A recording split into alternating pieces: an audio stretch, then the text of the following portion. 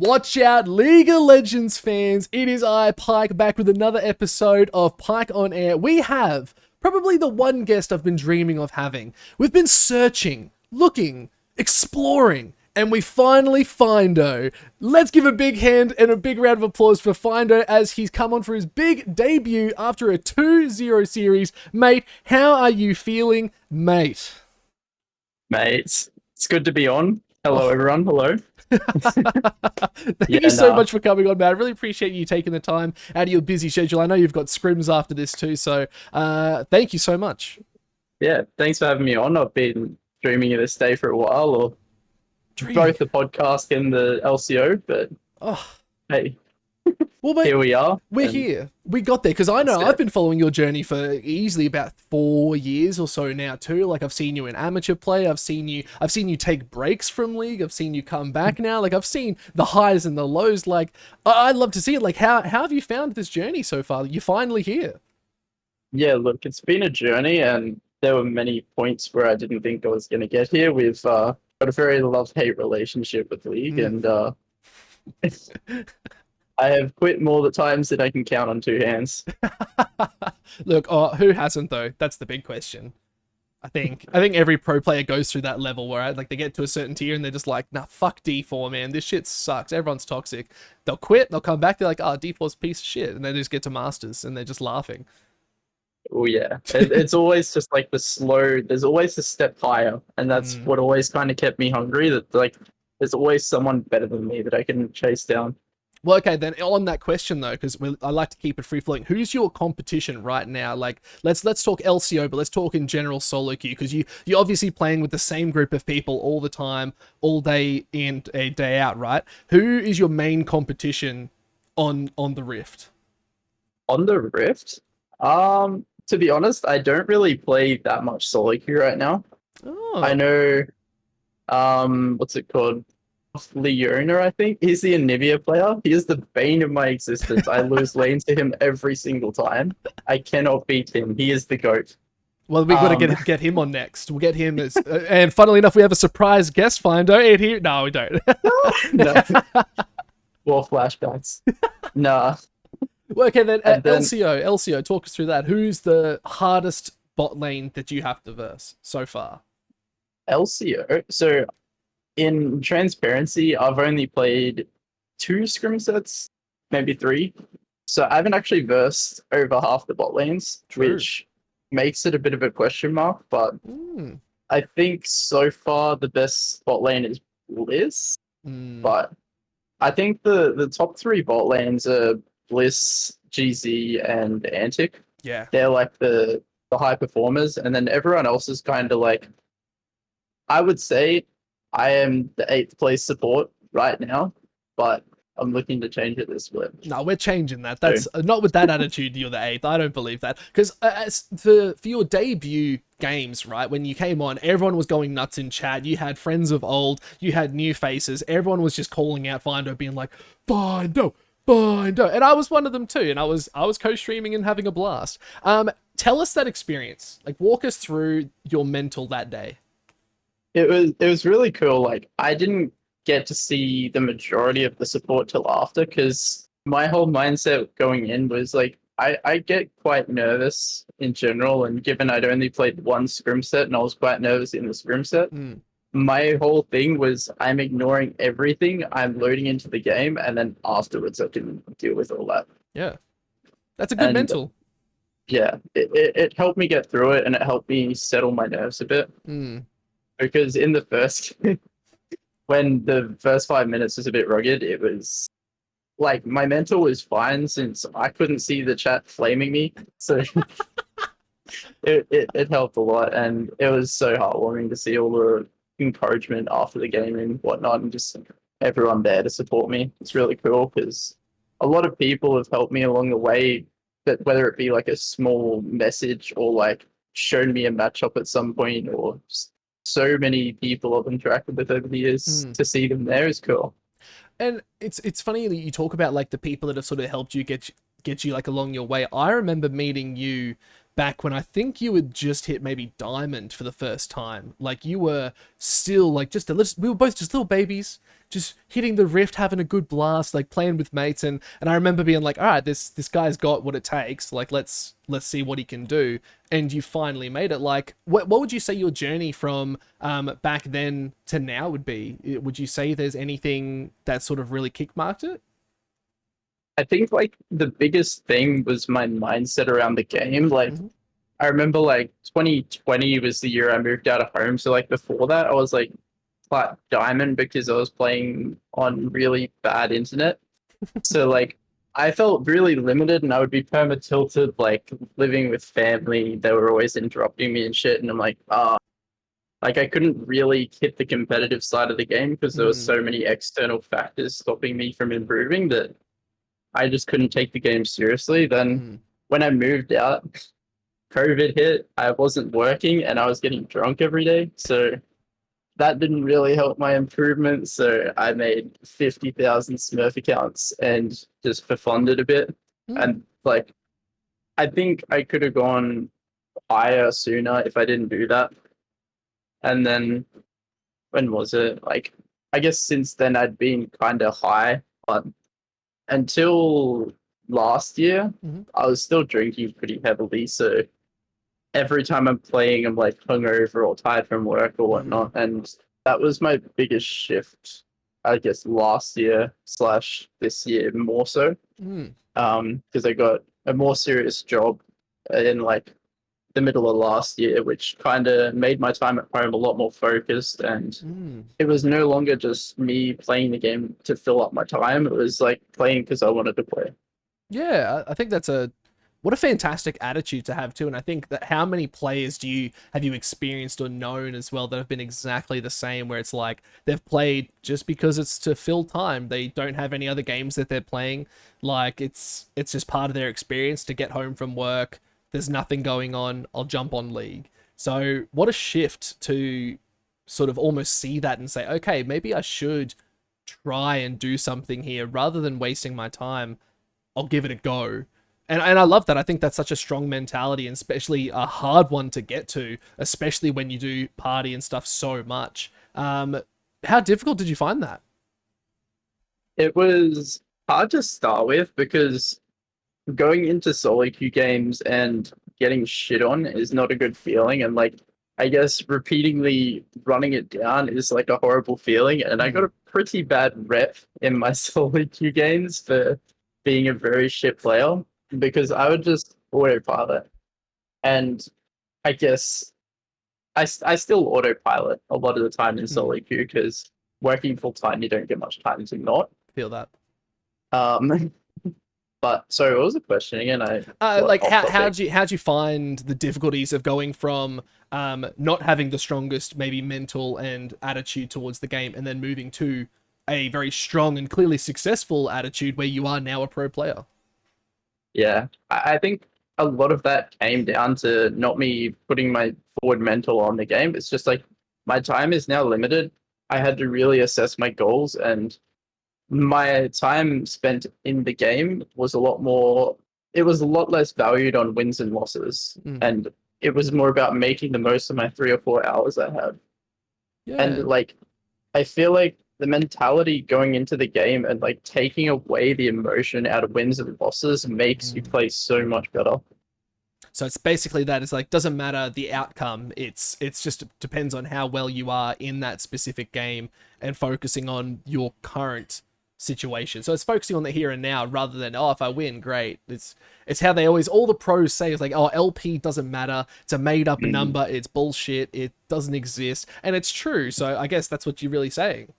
Yeah, it is true, but that narrative is the hardest thing to break through. Like Mm, you can gaslight yourself into thinking it's true, but everyone sees that minus 20 and they get sad. Like and unless you have other things in your day that you've accomplished.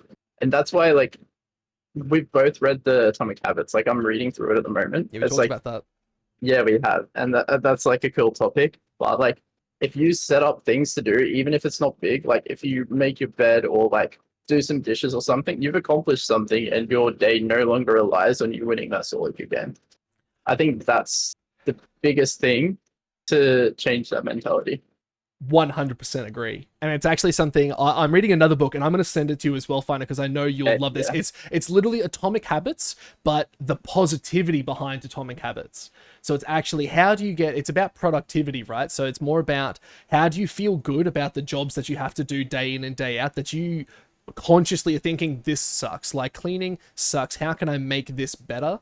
And I think what I've started to take on is what he says his name's Abi Abdullah. He's a very famous YouTuber. He's a doctor. Like, very highly recommend. His stuff is amazing. He's just released this book literally like a month or two ago. I was like, I'll read it. Like, fuck it, why not? And I can't put it down. I've read almost 150 pages in 2 days. It's just so good. He talks about Lord of the Rings, man. I can't not enjoy that. But back on topic, he talks about approaching things with a more positive mindset, which is what you sort of said, right?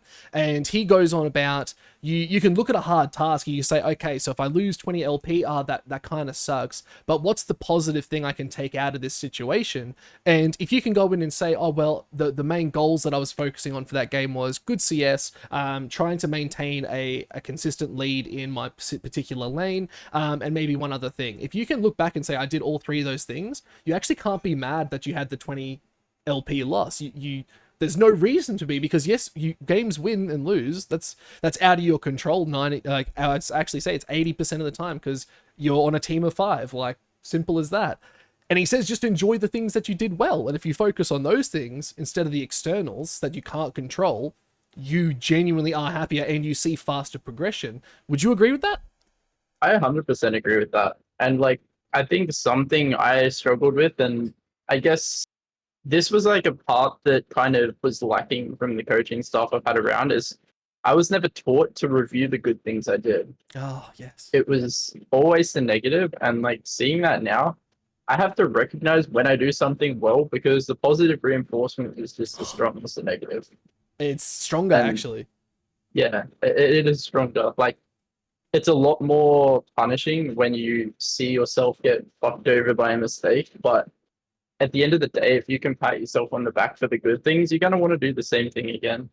Yeah, that's bang on. Like, I think a lot of the coaches, and I guess it's maybe the mentality around League of Legends where it's that very toxic, and even the coaches that I've had and that I know you've had, and we see the famous ones like Nice and all them online being like, no, what the fuck are you doing? Why are you doing that? That's stupid. You're dog shit. And you sort of just like, maybe if you look at the good things, I think a lot of these coaches and the staff that we're starting to see, and again, I'll shout out Parser in this, who's been doing fantastic things in the positive mental health side of gaming, is you see a bigger improvement off looking at better things. So if we treat our players and our staff like genuine human beings that we want to be treated like, they'll improve and they'll show results. And mate, you 2-0'd on your debut of LCO. Mate, that's improvement right there. Heck yeah. Yeah, look, I was very happy to get wins under the belt, because obviously, like, Kangaroo have been together a long time, so I was fully expected to go in and, like, I was prepared to lose, because end of the day, it's gonna be like competition at the highest level of face. I don't know what to prepare for. I don't know how to handle myself on stage. There were so many unknowns, and to actually get a win was really nice. Was it nice to go outside your comfort zone though? Yeah, it's cool. Like, it was the outside of the comfort zone I've been wanting, and Mm. I've been, yeah, I guess taking a lot more things outside my comfort zone, like work related as well and whatnot. So yeah, it's good, and yeah. Mate, I love hearing that. So let's bring it back to League though, right? Like, I want to talk about your role in particular as support. We know the bot lane is definitely feeling really strong at the moment. And the support is such a crucial role. Remind me what you played. You played Milio, and I think you played, was it Senna or Seraphine? I played the Seraphine side of it. Yeah, like, to tell me about like how you're feeling as a support player in League right now. Tell me about the thoughts and feelings in high elo. So I think in solo queue, there's so many fun champs that are good right now. Like, I really want to just load in and play 50 games of Bard just for fun Everyone's and playing run Bard. around and never die. But I really wanted to make sure I was comfortable and everything meta, just so I wasn't a draft liability. Mm. even though like I probably would say I wasn't quite ready for LCO because I still needed to get really high champ mastery on one or two champs with like so I'm an actual threat. But to kind of fill the gaps and do as best as I can this split, I wanted to branch out as many as I could. But I'm really liking all the enchanter metas because Mm, the game isn't on me as much, so the more experienced players around me can kind of carry me a bit, mm. and I can ease in, and then yeah, later on in the split, I can have better performances. I have noticed that. Like, what would you say? I know you just mentioned Bard, and I had a Bard in my ARAM, and it's been a long time since I've genuinely felt like someone spat in my mouth. It was so rough, man. It's just static shiv, rapid fire cannon, and a Lich Bane, and then he just built AP after that. I was like, just dirty. Like, you've thrown dirt in my eye and then spat in my mouth. It's just so rough. Like, are there any other champions that you see being really strong in the coming maybe next patch or two that you think are really going to start defining metas? I think Karma is a Mm. piece of shit champion, and they buffed it to Oblivion, and that is gonna ruin pro play for until they nerf it Okay. because it's a mid jungle top, no, mid support top flex, Yeah. Yeah. and like there's also the other thing which like buffed it behind the scenes as well is that they took away the MR runes. So you can Yeah. no longer run health MR into the Karma S lane or whatnot. You have to run flat health and you cannot take MR, which to me, that makes like the Kate Lux, the Karma, Varus, all that so Yeah. much stronger. And so I think it's although they've taken away some of the power and some of the items, I think it's going to be a lot more snowbally. It's also taken away a lot of just pure AD mids and stuff too. Like I'm expecting to see some more range top that's even possible again as well. Because this magic resist is just anything that's building AP. You have to itemize so specifically. Like what do you think that's going to adjust across the map? Do you think there's any going to be other big changes that you foresee? I don't really know. I've kind of only looked short sighted, and since we're Okay. still playing on the old patch for this week, One I B. haven't really. Yeah, 1B. We don't play until the following week on the new patch. So right Mm. now, I'm not really playing solo queue, and I'm more trying to figure out what we're doing for Monday. And then after that is when we focus on the next patch. Yeah, nice. No, that's fair. No, well, then how are you guys finding it so far? Like, I know you said you've only done a couple scrims and stuff so far. Like, are you first part of the question is, are you part of the starting roster now? Like, are you fully Fury integrated? I am fully Fury integrated. Woo! Let's go! I studied up on my toppy support pods and we improved and got there. Nice, dude. That's awesome, man. Like, that's a big congrats too. Like, getting the chance to shine and step up is something I know you've wanted. So I'm mega proud. Like, I'm like a dad over here that's just seen their son score a goal, and I'm like, yeah, you get him, kiddo. So that's awesome, man. So how are you finding scrims? I know you said not too many, but how are you finding them? The team's starting to mesh really well together. Like yes and no. So Mm, I think without like giving too much insight into our team, mm, like myself and Nox, it's our rookie split. So we're still both kind of very solo queue and not quite across the competitive aspects. So I feel like there's a lack of confidence in some of our decision making and mm, like it's a little bit disjointed from our solo laners, which are arguably some of the best solo laners, and like Cooper's a solid AD carry as well. mm.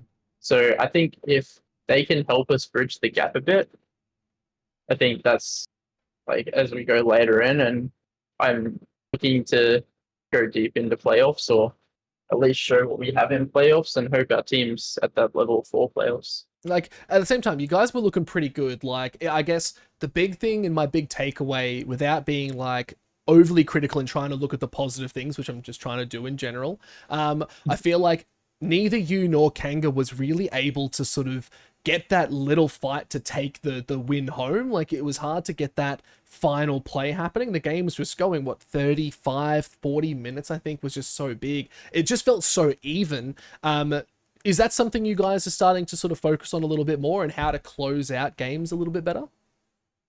Like that'll just come the more we play Okay. together.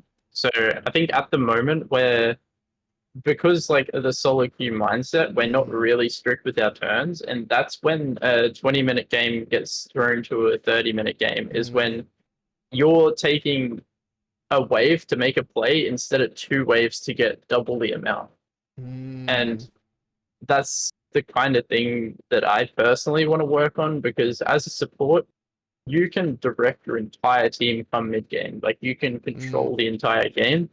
And so if I can do that, I think that's where closing out games comes faster because the games versus Kanga were a literal shit show and it just came down to who fought better in fights. Yeah. That's, I didn't want to say it, but yes, that was pretty accurate. Even said it on my coach stream. I was sort of just like, guys, like, just win one good fight and you can end. You all have the damage. You all know this. What's going on? And even everyone was sort of like, yeah, like, just end the game, guys. Come on, like, you're right there. Finish it. And it was just so back and forwards. And I think that was just both teams just trying to play too solo queue-esque, exactly like you said. So, okay, then, in that question then, who's shot calling on your team? Like, who's taking the head? Are you taking a little bit more of a role in the later stages? I can't remember exactly who your jungler is, and I should really know that. We've got Nox. You got Nox. Yeah, so is Nox taking the lead maybe early game? Like, what's it look like? So, like, I wouldn't say there's an extremely strong voice. I would say, like, Nox an incredibly good jungler. So he knows, like, a lot of these invades and stuff that are going to work, but no one's a real dominant voice, which is kind of concerning. And it kind of depends. Like, if one of our solo laners is playing really well and they're really ahead, they're going to be vocal in how they want to win the game. And so that's when they take the driver's seat. So I want to work on being that dominant voice, but I'm just haven't been that role before, so it'll take some time. Yeah, no, that's fair. I think that's something everyone needs to practice with. I think the 1% rule is something that I've been focusing on, and I know everyone else should really be focusing on. If you want to improve, you look at the one little thing that you can upgrade every day. Damn, I want that monster so bad. You have no idea. Yeah. I saw you drinking it before and I was just like, fuck, I want that monster. This podcast and episode is not sponsored by Monster, guys, but damn, it's a delicious drink. Go get one if you can. Shout out to Pike on air for wanting more Monster. But yeah, so that's really interesting. So it's interesting that no one really has that defining voice. Do you think that's maybe something that's going to hold you guys back as a team in the next couple games, or is this something you guys are actively really trying to figure out and build upon? How's your coaching staff approaching this? Look, it hasn't really been the thing that's addressed since I think like for most of the time a lot of the calls are actually good coming from multiple people. So it's technically fine if we have multiple people and not one person overpowering. But like there's no set plan because there's so many other things we have to work on before that. I think it's about building the layers, and having one person be a shot caller when our fundamentals aren't there isn't going to work. I think you guys have started like really well though. From the first 2 weeks, even just off that, you can see the fundamentals are progressing, and it's really nice to see. And I think this is probably the most competitive split we've seen in LCO. I would easily say in the last probably 2 years, maybe longer, just because not only is like that the financial side of LCO, where a lot of players were still there, and even Coach Arsh agreed with this in the last episode, how players who were gatekeeping those roles because it was just easy money to go on and play LCO, they're gone because there isn't as much, which yes is a bummer, but it's opened up the competitive scene to some fantastic talent. I don't even actually know where I was going with that question. What was the start of that? About like the budget cuts and I was talking about the staff, like, and everyone playing as a whole is where I was going. But you know what? I've totally lost my train of thought. Let's not even worry about it. We'll go back. We're on a new train. We're on a new train. That's fine. How are you finding the budget side of LCO? Like, do you think? Well, actually, that was what it was. Do you think what LCO is doing right now is a step up to what it was? I think it is in a way.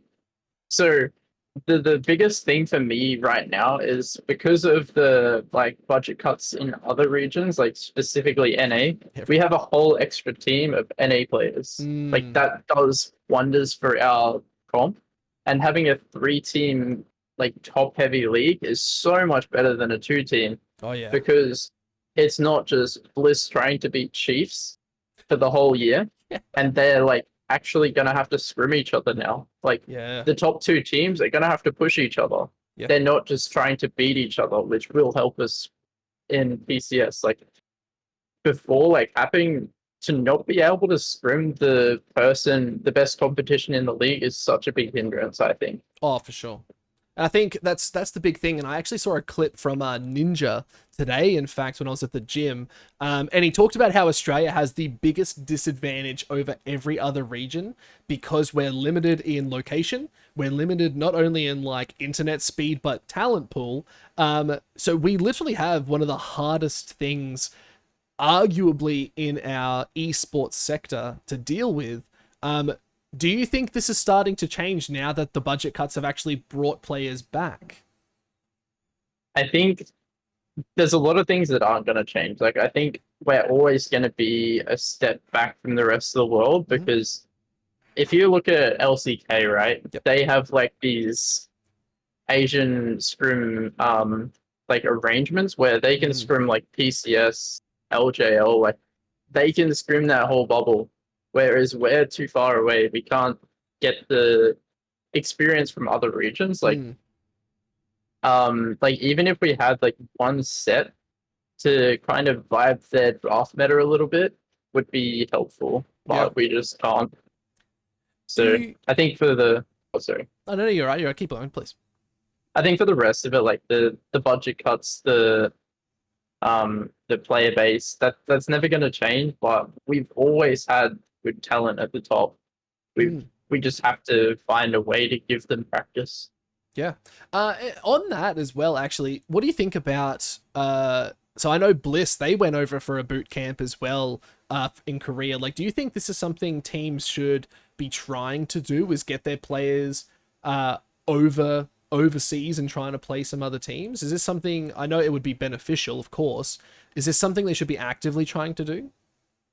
I think it is, but in the same time, like I feel like no team has a 2 year plan because the league's Mm, such in air. If they had a 2 year plan, I think there's so much more rosters could do. Like they could take the first year as like a teething. They could have a massive off season where they like spend a long time in Korea versing teams. But then there's also the thing of when they come back, if they start versing bad teams, their motivation goes down the window because they're just sitting there for like 3 months. Like, yeah, what are we doing? We're versing these OS teams again. Like, the true. level of play is so far down, and that's where they get complacent and stop trying to be better and better. Is that when you need more of like the Biopanthers of the world? Because I know Biopanther, not only top laner for Bliss, but also I think he coaches like 4 teams because he's going over getting all this experience and trying to build the scene. Do you think that's what a lot of our pro players should be maybe actively doing and potentially should be written into a contract is trying to support the amateur side of the leagues and put their experience into that to build a stronger foundation? Yeah, see, it's a bit of a question mark for me. Okay. So I going through amateur and kind of coming out the other side of it, I don't think amateur helped me get where I am that much. Okay. I I don't actually think amateur is or amateur is important, sorry, but like I think having OCS isn't very important for us Mm-hmm. since there just isn't enough people. Like if we could have the same level of competition in say like what is an LCO right now in like the league under, it would be cool, but there's usually like a couple teams that like have ex LCO players and just kind of shit on everyone. Yeah. Like what Kanga did because they were a full LCO roster, they just like carved through that ODT. Yeah. No, I do know, especially as like the one of the main people casting it and like trying to build that content there too. I totally agree, which is why I sort of think if there are going to be teams, because I know Bliss, Kanga, I think another one was also in ODT. And and potentially coming back. I can't actually say I'm contract written to not say what's going to be coming forward in That the says coming in months. itself. Well, let's not worry about that too much. But let's not bite on that. But like Yeah. that in itself is I feel like if there is such a disconnect, should there be something in place to bridge that gap? Hmm. See, that's a tough question since I think like the biggest bridge is building up solo queue Okay. because I think solo queue is really important because there's so many solo queue players that could go straight into an LCO team. Mm. Like because at the end of the day, like with our region population, we only have 50 challenger spots, and like most of them are filled with pro players. So if like we only say, I guess I can't look at how many people are GM right now, but say if there's like 300 players and each pro has like one or two Smurfs in GM, there's not actually that many high elo Mm. players outside of LCO players. So it's like I feel like the people in that underleague need to get better fundamentals before they try and patch together a team mindset. Okay. They need to learn how to carry Okay, well first. then let me hit you with another question. And we're going to do a hard hypothetical because I want to get your thoughts on it. Hypothetically, we had unlimited funds, unlimited amount of like resources basically.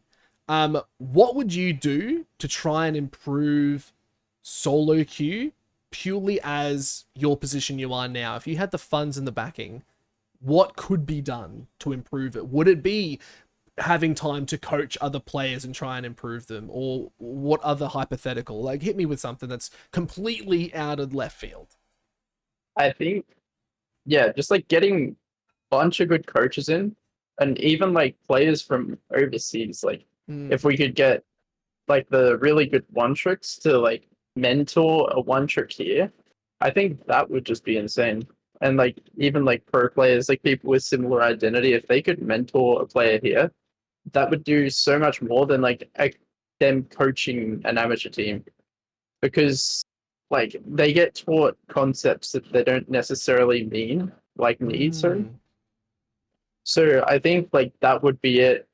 But I think just coaching staff in general, giving people really good habits, like it goes from the top down. Like the top need to have really good solo queue habits, treat it really seriously, and then anyone in those games holds himself to that standard, and then it just trickles down.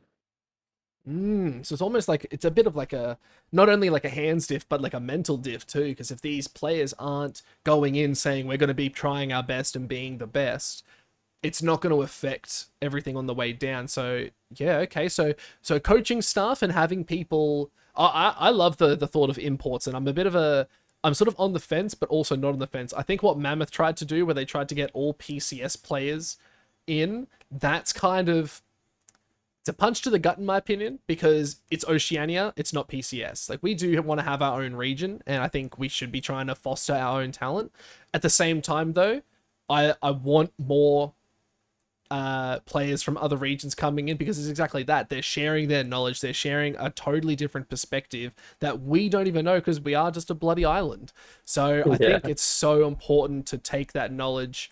And I'm actually going to think about that. I'm going to think about how we can try and incorporate that, even if it's just my own resources, trying to reach out to those people and talk to them and say, hey, how do we do this and what that? Because I already do that for casting. I'm talking with like LPL casters, I'm talking with some LEC casters. I'm trying to reach out to these knowledges because if I can get their resources, which is exactly what you've said, if I'm trying to get their resources and bring it here, how much better will that make us if I can start incorporating that, right? So it's a different when it's casting versus playing a game, and the game is infinitely harder than casting.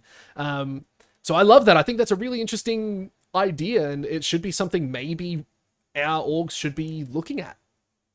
Yeah, and I think like some of the players have taken really good initiative. Like Fire is the A plus example where Yeah. he wants to lift everyone up and he wants to see the region succeed.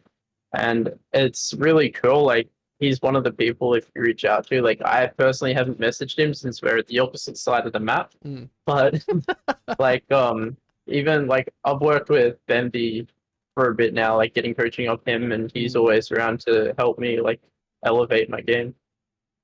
And Yeah. like there's a few other people around, like there's at least one in each role that if you reach out to, you will get help from. But it's about those people being willing to reach out to them, Yeah. like giving it a shot, I and think, like yeah. killing the narrative a bit that like, oh, we're like on this top level, like you can't talk to me kind of thing. Because Yeah. I feel like that, especially when the I'm calling it the paycheck stealing era, Yep. especially when that was around, like it was very much like a I'm on my high horse over here, like you're not a person to me. Yeah, and I could talk about that all day if I'm being perfectly honest, because it wasn't even just that, it was just the level of toxicity that came out of it. It was just Yeah. not. If I was casting in that time, I probably wouldn't want to be casting those players because you know my rap sheet where I'm a very positive mental attitude gamer. I want it to be a safe Mm. space for everyone. That didn't feel like a safe space. It felt like if you go there, you could be on the end of a stick and it's gonna hurt. So I think, Yeah. me not trying to talk badly, I don't like talking badly about things anymore. But at the same time, I think we have made really big strides in that, and I think that's the crucial thing that OS is starting to do because we are. Even Brendy has told me we're 5 to 10 years behind every other region, and we're bleeding just as much as everyone else. I have been very vocal and very open with a lot of org owners and saying, why are we not treating esports just specifically like a business? You have your face of the organization, which is all fun and games and doing that. Why are we not treating it like a straight up business where orgs are saying, okay, if this is not making us money, why are we doing it? We need to start having those stronger conversations and thinking a lot more logically because again your Atomic Habits book is exactly going to be on that is if you're not doing things in the right order to make a positive change on either yourself or what's around you, why the fuck are you doing it? Like, Yeah, legit. 100% agree with that. so I guess business needs to be a very big forefront. I think, and again, I don't like want to shout people out, but I feel like ESL and LCO aren't thinking like that. They're thinking, let's make a good league that plays League of Legends. That's cool. Let's leave that up to Riot Games because it's their game. Let's try and make it so that people like, is there any LCO merch? No. Like, if I want to rep the brand, I should be able to buy a hat for it. Like, let me go buy an LCO hat, and I'll wear the shit out of that. Like, I'll rep the crap out of that. I'll be at every event, be like, fuck yeah, look at my dope hat. Like, that's what we need to start seeing. And I want to see, and I think orgs, Fury especially. Like, big shout out to Ace them too. So he's I think he's your head manager, or I can't remember his exact role. He, Like, you know who I'm talking about. Ace them. yeah, Yeah. I know the guy. Yeah. I still challenged him to play golf. I don't fucking play golf, but I've challenged him to a game of golf, and apparently we're gonna get really drunk. I was like, all right, this is gonna be interesting. But like, That he's sounds just like a good time. he's literally just signed with G Fuel, the energy drink Yeah. stuff. Like that's all we need, right? That's awesome. But I have a bone to pick because it's Ooh. NZ. Like, Fuckers. I don't know if it's actually AU as well, but I wanted to buy some and the discount code didn't work and I was upset Well, I because think I would have been sitting here with my G Fuel. Where's my hand? yeah. I would have been sitting here. I'm like, hey guys, buy some of this, but it's empty.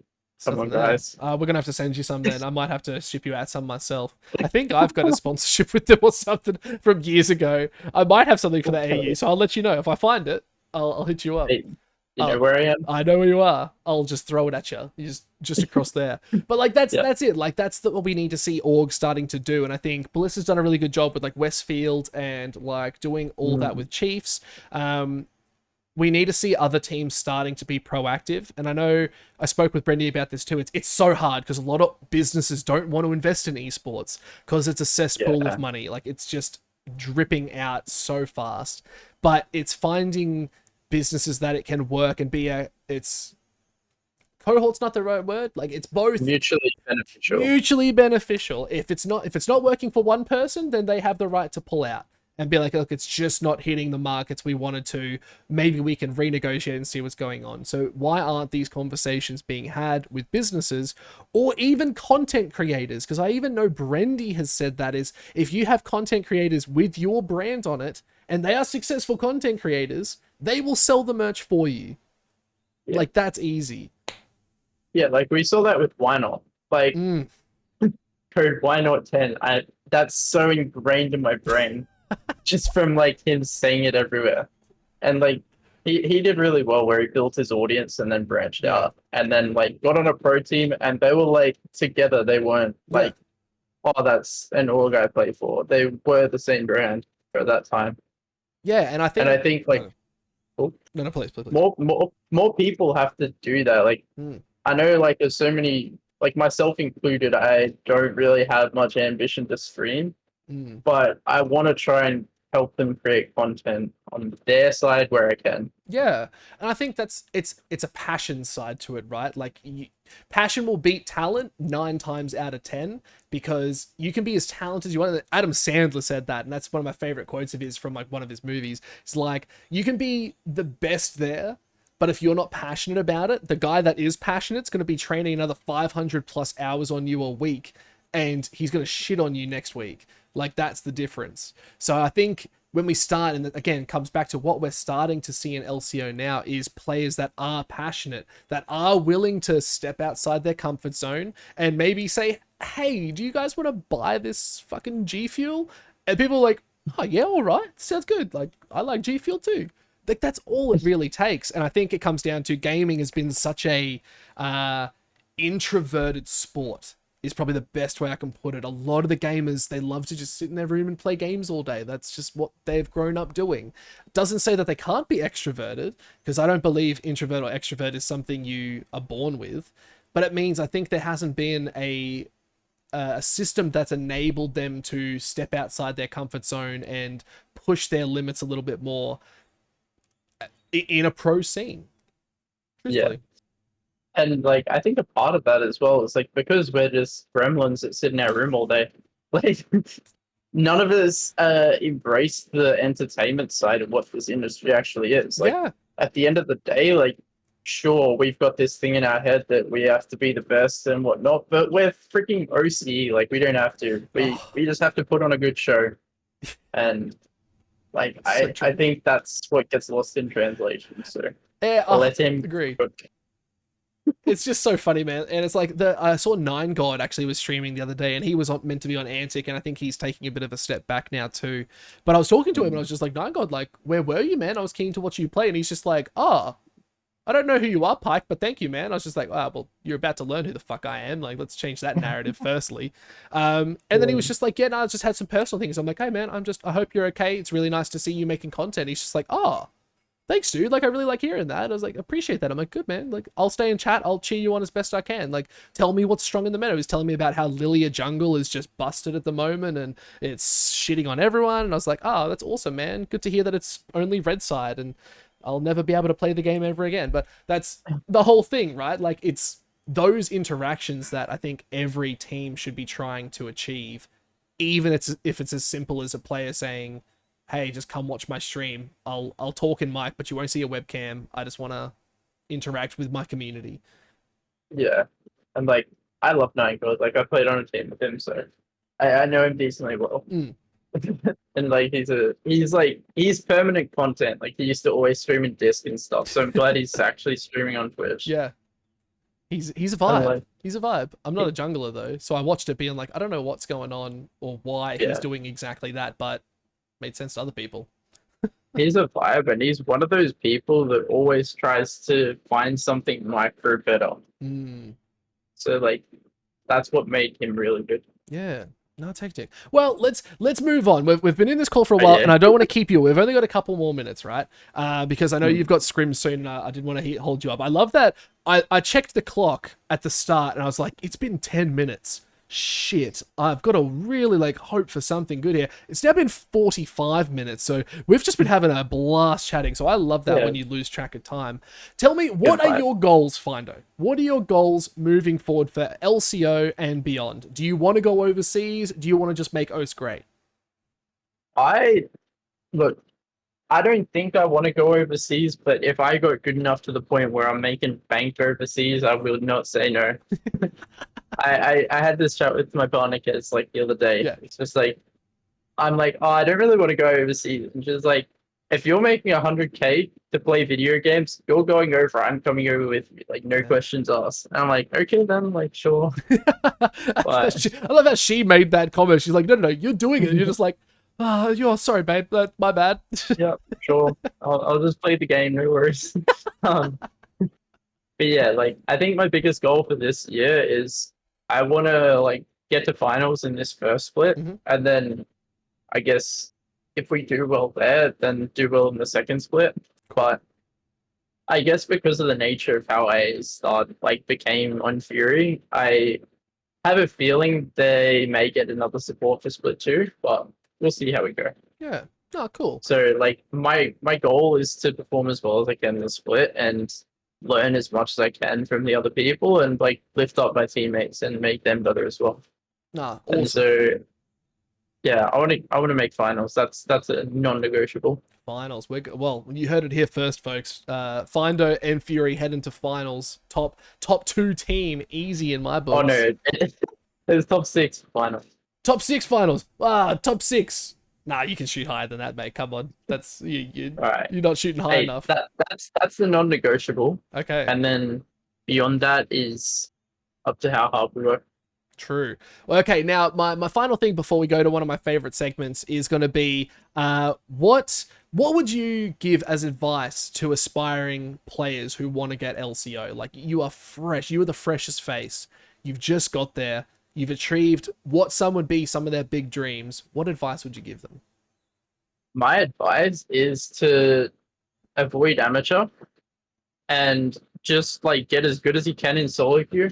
Make good relationships with the pro players. Do not burn bridges. Yeah. I was not liked by a lot of players, and that held me back for a long time. Mm, Because if there's two players, one's an unknown solo queue player, the other one you've seen run it down, and you've been on a team together, and you've hated each other, like you're just gone out of the picture. So I think like making yourself as good as you can, building relationships with those in the scene, and yeah, like you just have to be the next best person in your role when something happens to someone else, and that's when you slot in. Or you wait till the start of the split, you're in like the top four in your role, and then you find a good team. it's actually the advice I got given by someone who's very high up in the casting world, and he said you need to be the up and coming. It's Yeah, like if you you need are, to. yeah, if you're not the up and coming, you're not on anyone's radar. You are not going to be making an impact. You will just be invisible because until you are that role, that's when people go, shit, this guy's here. Like, we need to consider this guy. And that's such an important thing. And I would say it works for every aspect of everything that you want to achieve.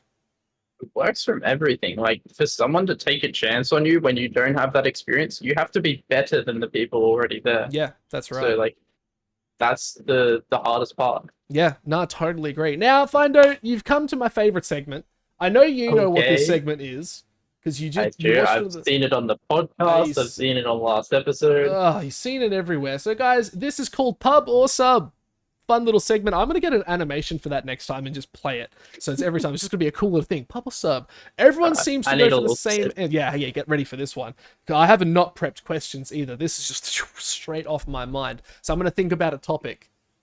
I Got it. expect nothing less. Oh, mate. All right. So you got 20 seconds on the clock for those of you who don't know how this works. 20 seconds. I'm going to shoot as many questions as I can at Finder. If he answers these questions as perfectly as possible, I will give him a sub or a pub. Not an actual pub. That's too expensive. I'm not that rich, Finder. But I'll give him a sub to my Twitch channel, or I'll be buying him a beer at the next DreamHack / event that we're both at. Now, Finder, are you ready? I am ready. I'm locked in. He's locked in. He's ready to go. Okay. Pub or sub in 3, 2, 1. What is your ideal holiday?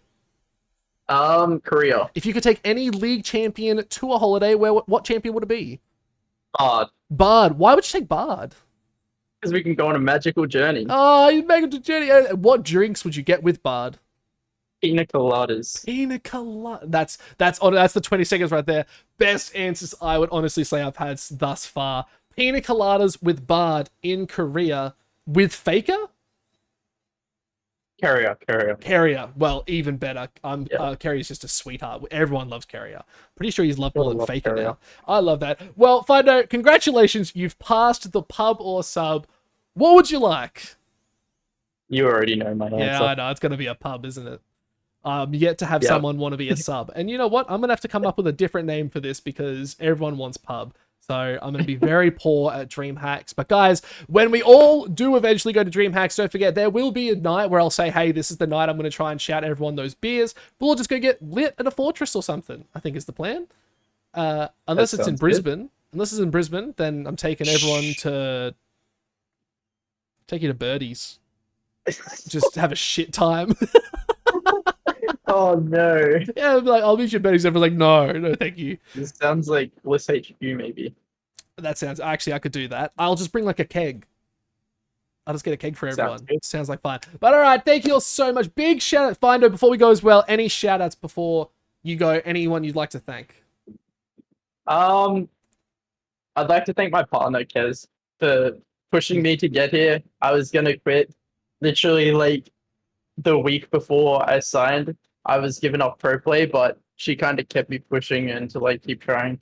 Awesome. I love that. It's partners. I said this in a tweet not too far ago. It's the wives and fiancés and girlfriends of the world will keep esports running. Which they keep the people motivated. That's right. It always gets me pumped up and motivated to do something. But all right, Findo, thank you so much for coming on, guys. Don't forget to go check out Findo and follow him on Twitter. We'll put that in the description down below. Also hit up Fury as well, the new team on the block. Let's give them a big cheering. And Findo, thank you so much for coming on. You've been an absolute delight. Good luck in those scrims, and I can't wait to see you on LCO. Guys, let's just cheer him out and just clap him out. Good night, everyone. Have a great day. Thanks for having me on, Pike, and I'll see you at 8 p.m. on Monday when we play Mammoth. Don't forget, 8 p.m. Monday. Guys, we'll see you on the next adventure. Take it easy.